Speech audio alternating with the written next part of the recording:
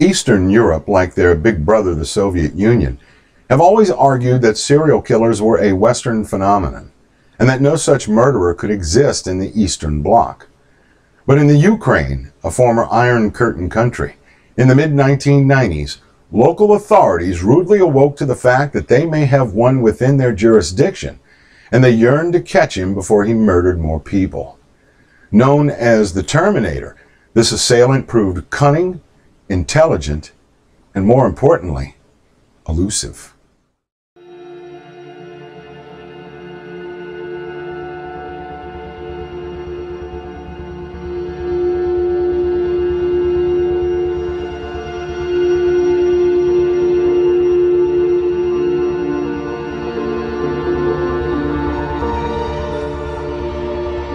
The Ukraine, located in Eastern Europe, is the second largest country on that continent after Russia. Although the country had been, from time to time, subjugated by other Eastern European nations, she stood alone as nationalism made for an individual independence that Ukrainians proudly display. But soon this nation learned that even though the Soviet Union had collapsed, she was going to experience problems only known in the West. This nation soon became engrossed in the hunt for a serial killer. On April 7, 1996, a Ukrainian police detective, Igor Kuni, looked forward to an uneventful Easter Sunday. Of course, there may have been a few incidents involving drinking, but basically just a real long shift for Detective Kuni. A short distance away, across town, Deputy Police Chief Sergei Kryakov sat in the police station stirring a cup of tea. He had lost count as to how many he had had that day. Deputy Chief Kryakov had been on watch since midnight the previous day and sought to stay awake on a relatively quiet Easter Sunday. Around noon on April 7th, Detective Kuni received a telephone call from a man calling himself Piotr. Piotr stated that he recently discovered a large cache of weapons in his home and suspected that his cousin, Anatoly, hid the weapons there. Anatoly learned that Piotr discovered the weapons and threatened to kill both his cousin and his whole family if he breathed the word about the deadly stash. Piotr exhibited a great deal of fear on the phone with the detective and wanted the authorities to investigate immediately. Piotr informed Detective Kuni that his cousin had recently moved in with a woman and her child in Zhytomyrskaya, a nearby town. Deputy Chief Kryakov heard Kuni's report, was intrigued about the complaint as he recently read a report regarding a 12-gauge Russian-made TOS-34 hunting rifle, the type used in a most recent killing that stumped the police in discovering the identity of the assailant.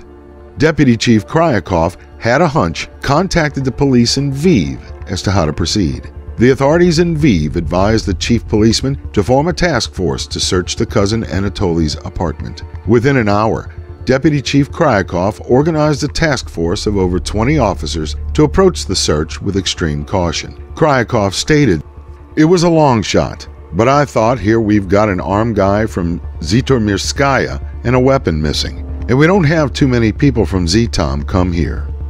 Deputy Chief Kryakov stipulated that if he hadn't received the tip that morning, he may never have considered it.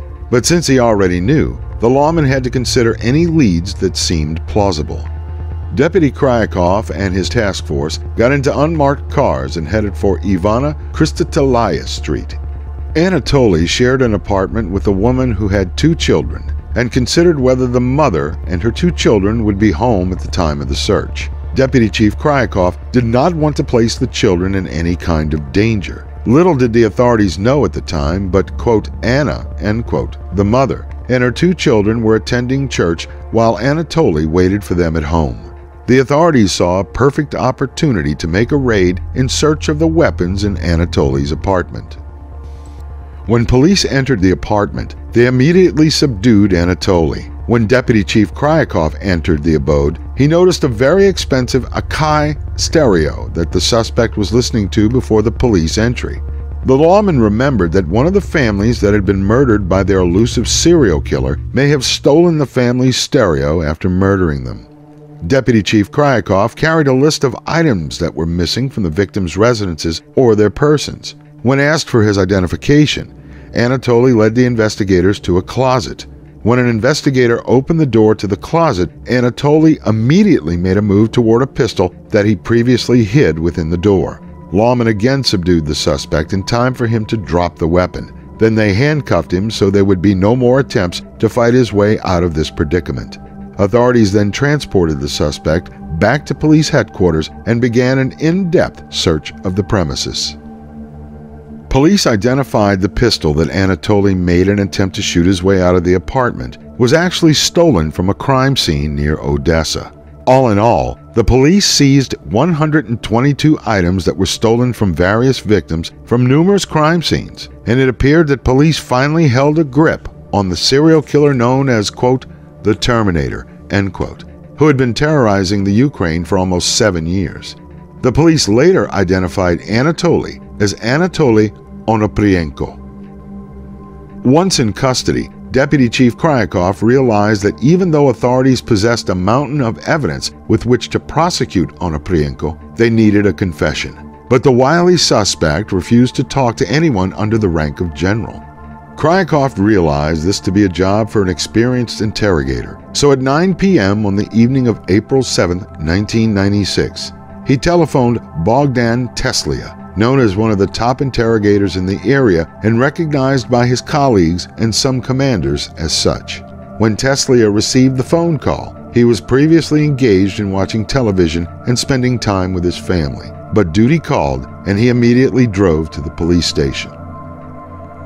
When Teslia arrived at the police station, he was informed that Onoprienko received his rights but waived the right to an attorney and continued to remain stoic and refused to say a word to investigators.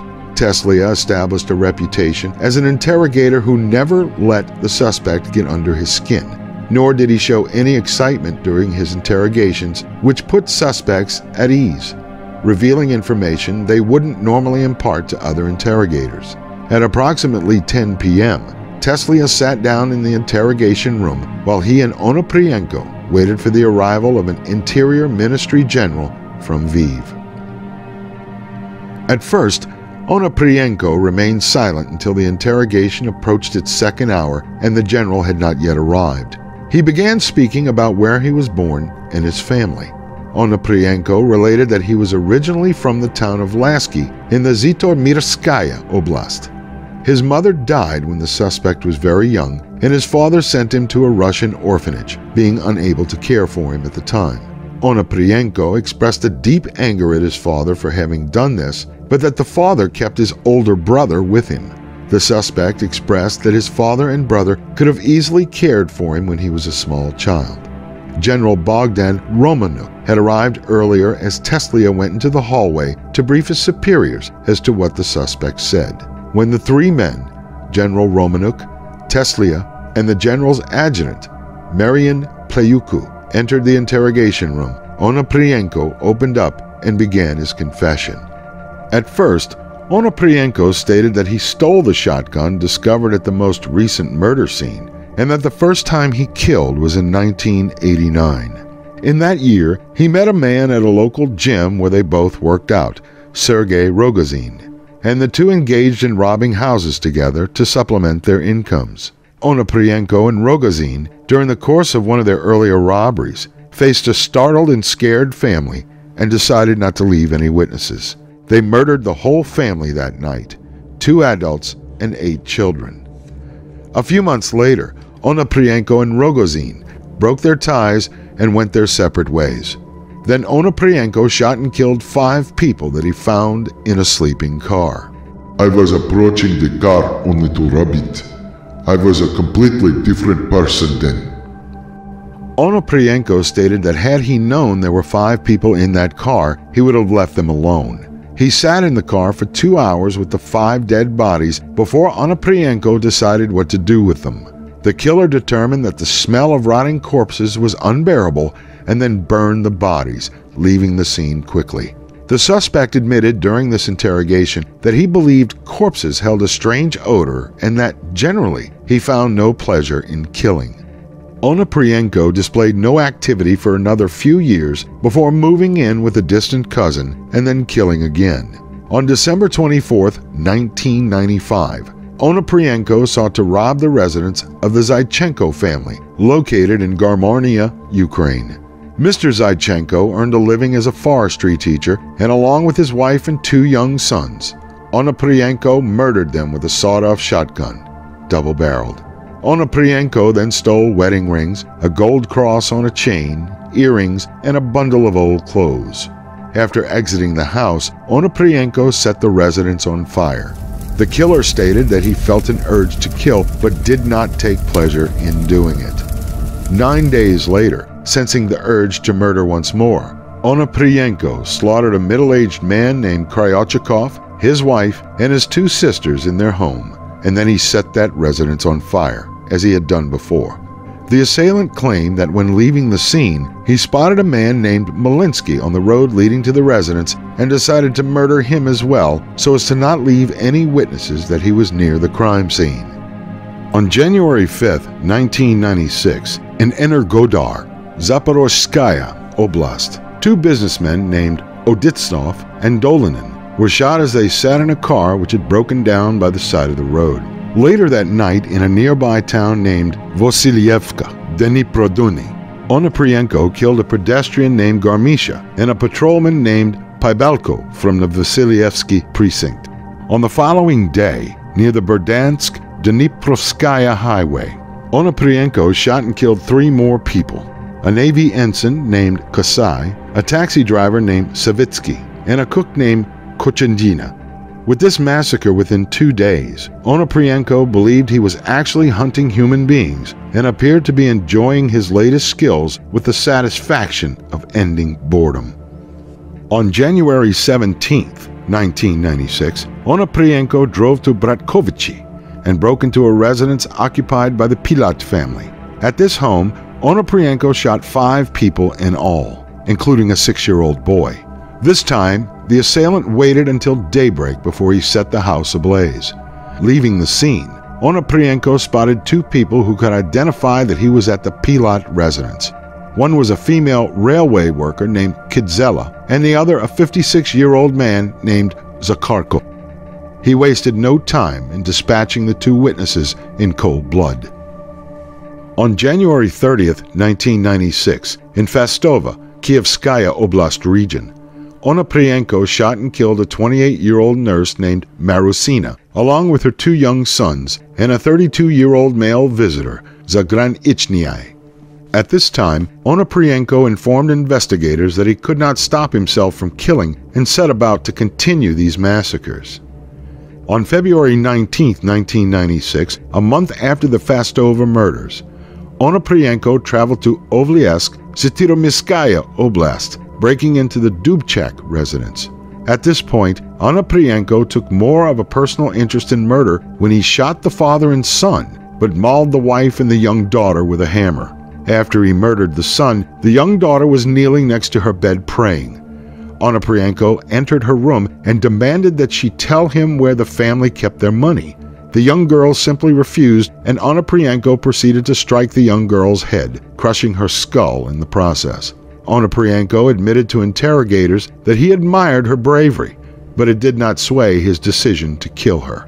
On February 26, 1996, Onoprienko drove to Malina in the Vivskaya Oblast region and broke into the Bodnarchuk family residence. After shooting and killing the mother and father, Onoprienko took an axe to the couple's 2 young children, hacking their bodies to pieces. As he tried to leave the residence, a businessman named Sulk wandered around outside of the abode, and Onoprienko murdered him as well, first shooting him and then dismembering his body with the same axe with which he dispatched the 2 little girls. It seemed with the last murder of the businessman that Onoprienko could not satisfy his bloodlust long enough to quell any urges. Onoprienko stated that his reason for murdering the children was that he, quote, loved them so much, those children, those men and women, end quote, adding that an inner voice spoke to his heart and mind, coercing him to the limits.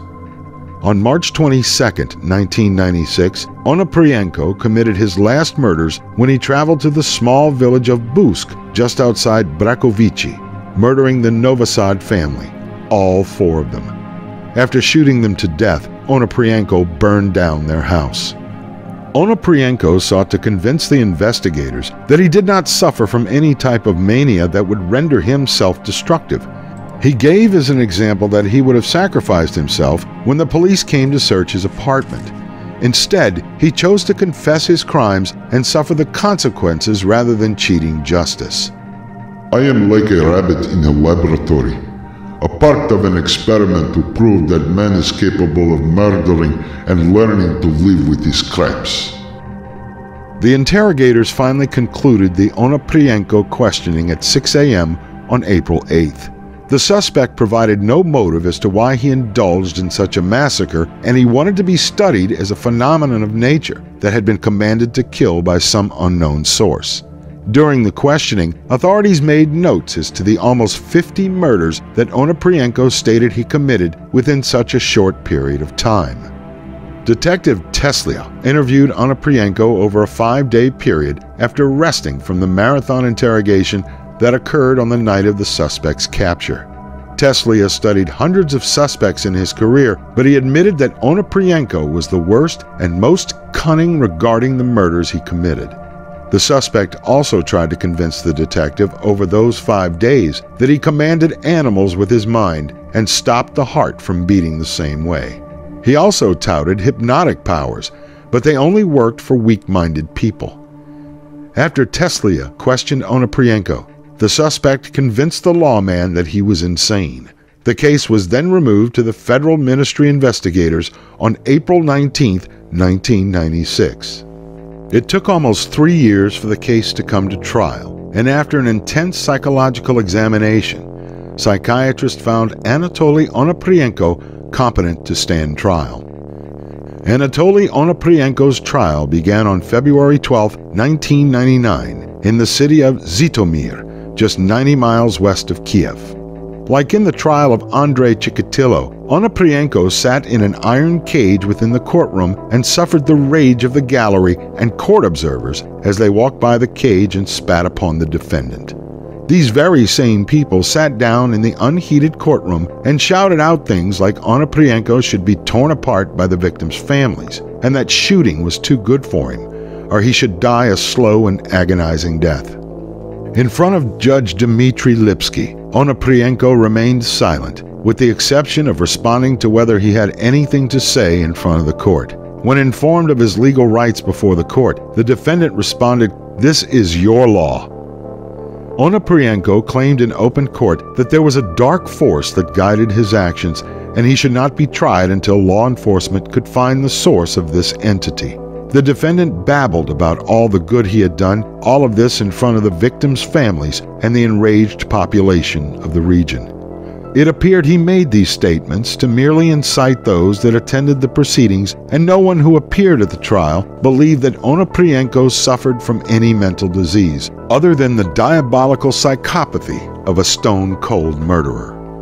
At the beginning of the trial, Onoprienko's defense attorney, Ruslan Moshkovsky, did not protest his client's guilt, but instead blamed the local authorities for their ineptness and incompetence in capturing the killer and allowing his crimes to continue unabated, literally. The prosecuting attorney, Yuri Ignatenko, taking another line of inquiry, demonstrated that the defendant had been proven sane and would stand trial for the murderous rampage in which he engaged. Ignatenko emphasized that Onoprienko was only a killer due to his own violent nature. The defendant led a double life. During the course of the trial, Onoprienko basically stated that the devil made him do it. He then told the court that he stood guilty of the charges against him and held no remorse for the vicious murders he committed. After the submission of 100 volumes of overwhelming evidence and Onoprienko's own confession, Prosecutor Ignatenko asked for the death penalty in his closing arguments.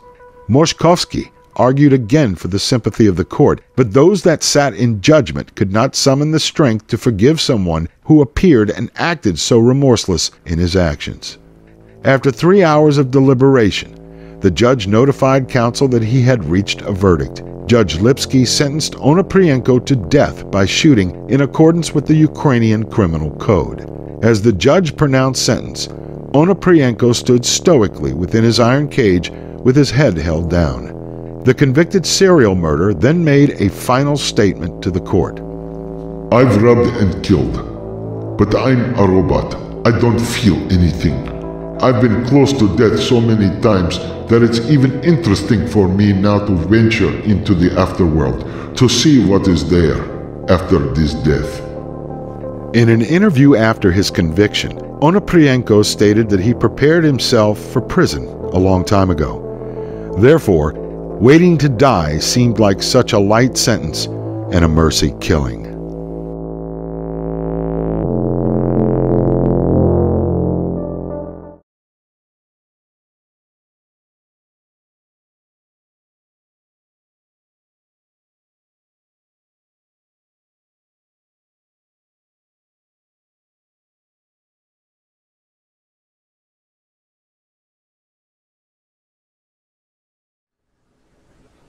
The death sentence that Onoprienko received was a conundrum to the Ukrainian authorities. The Ukraine was a member of the Council of Europe, and as a signatory to all its instruments, they committed their country to the abolition of capital punishment. However, in the Onoprienko case, as most citizens and investigators have argued, it is unique where the death penalty would be apropos for a self-admitted serial killer such as Onoprienko. Onoprienko's accomplice in the first homicides, Sergei Rogozin, was sentenced to 13 years in prison. For the assailant known as the Terminator, if confirmation can be obtained as to the current investigations and suspicions, Anatoly Onoprienko will become infamous as the most prolific serial killer in Eastern European history. Until next time.